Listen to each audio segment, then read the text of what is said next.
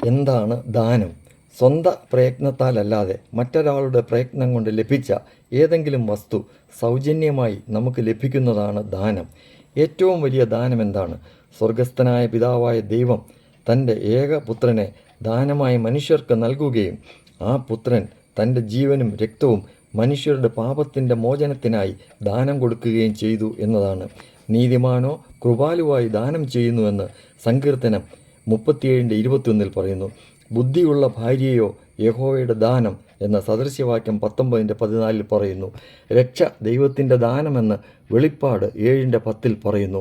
സർവ്വദാനങ്ങൾക്കും ഉറവിടമായവന് നന്ദിയോടെ സ്തുതി നമുക്ക് അർപ്പിച്ച് ഇപ്രകാരം പാടിടാം.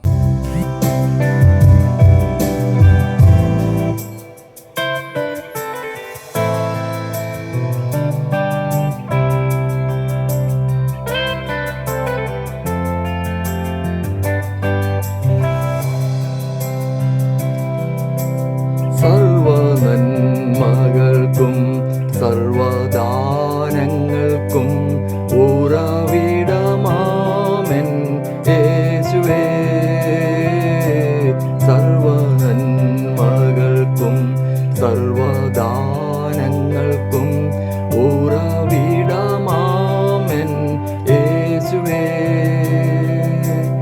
അങ്ങേ ഞാൻ സ്തുതിച്ചിടും ദിനവും പരനേ നന്ദിയാ. അങ്ങേ ഞാൻ സ്തുതിച്ചിടുന്നു ദിനവും പരനേ നന്ദിയാ.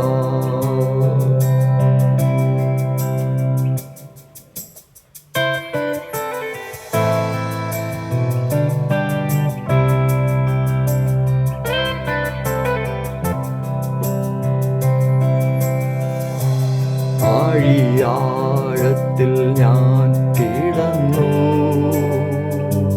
കൂരിരുൾ എന്നെ മറപിടിച്ചു. ആഴിയാഴത്തിൽ ഞാൻ കിടന്നു, കൂരിരുൾ എന്നെ മറപിടിച്ചു. താതൻ തിരുകരം തേടിയെത്തി എന്നെ മാർവോടു ചേർത്തണച്ചു. താതൻ തിരുകരം തേടിയെത്തി